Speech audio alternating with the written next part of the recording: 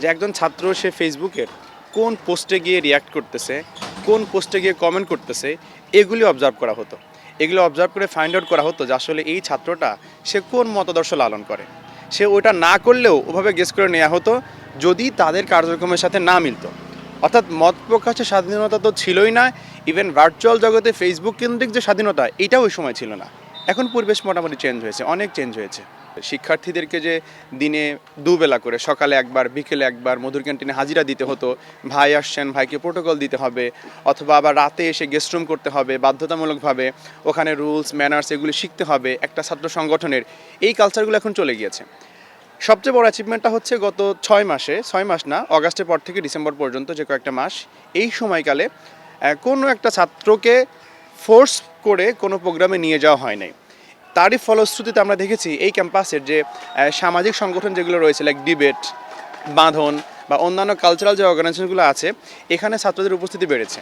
অর্থাৎ আগেরটা ছিল ফোর্স করে নিয়ে যাওয়া হতো একটা ছাত্র রাজনীতির প্রোগ্রামে, এখন ফোর্স ছাড়া ছেলেরা কালচারাল প্রোগ্রামে আসছে। আমরা চাই ছাত্রলীগ যে রাজনীতিটা করছে দীর্ঘ 16 বছর, যে হচ্ছে হল দখল, হল বাণিজ্য, তারপর হচ্ছে জবরদখল, প্রতিদিন নিয়ম করে হচ্ছে স্টুডেন্টদেরকে হচ্ছে মধুতে নিয়ে যাওয়া, ক্লাস থেকে দ্রুত চলে আয় মধুতে, ভাই আসছে ভাইকে সালাম দিতে হবে। আমরা দেখছি যে হচ্ছে একজন নেতা আসতো, যেমন হচ্ছে ছাত্রলীগের কেন্দ্রীয় নেতা আসতো, হচ্ছে ওনাকে সালাম দেওয়ার জন্য আমরা হচ্ছে প্রায় 1 কিলো গাড়ির পিছনে দৌড়াইতাম। 4 মাস আগে আসলে আমরা সাধারণ শিক্ষার্থীরা মধুর ক্যান্টিনে যেতামই না। ওই ক্যান্টিনটা অ্যাকচুয়ালি ক্যান্টিনই ছিল না, সেটা ছিল একটা নির্দিষ্ট একটা ছাত্র রাজনীতির বা নির্দিষ্ট একটা ছাত্র রাজনীতির সূতিকাগার। কিন্তু আপনি যদি এখন মধুর ক্যান্টিনে যান, আপনি খুব একটা অ্যামেজিং দৃশ্য দেখতে পারবেন। সেটা হচ্ছে আপনি দেখতে পারবেন যে 3টা ছাত্র রাজনীতির অর্থাৎ 3টা দল 3 পাশে টেবিল নিয়ে তারা তাদের সদস্য সংগ্রহ করছে। এই ধরনের যে কালচার, এই ধরনের কালচার আসলে 4 মাস আগে দেখা যায়নি। আগে আমরা দেখতে পেতাম যে 50 থেকে 60টা মেয়েকে হলের সিটে ডাকা হতো। এখন হচ্ছে যেহেতু প্রশাসন অনেক বেশি অ্যাক্টিভ, এখানে ছাত্রলীগ বা কোনো ধরনের ছাত্র রাজনৈতিক সংগঠনের ওরকম আধিপত্য নেই। ওই জায়গায় দেখতে পাই আমরা খুবই সাবলীলভাবে হল কার্যক্রম চলছে। প্রশাসন তার মতো করে অনেক বেশি পরিমাণ মেয়েদেরকে হলে ওঠার সুযোগ দিচ্ছে, এবং হল ভিত্তিক বিভিন্ন সংগঠন যেগুলো আছে ওইখানে যেহেতু রাজনৈতিক আধিপত্যটা কমে গেছে, ওইখানে যারা আসলেই যোগ্য এবং যাদের গ্রহণযোগ্যতা ছিল ওই মানুষগুলো উঠে আসার সুযোগ পাচ্ছে, এবং হলের বিভিন্ন ক্লাবগুলো তাদের কার্যক্রমগুলো খুব সাবলীলভাবে চালিয়ে যাওয়ার সুযোগ পাচ্ছে।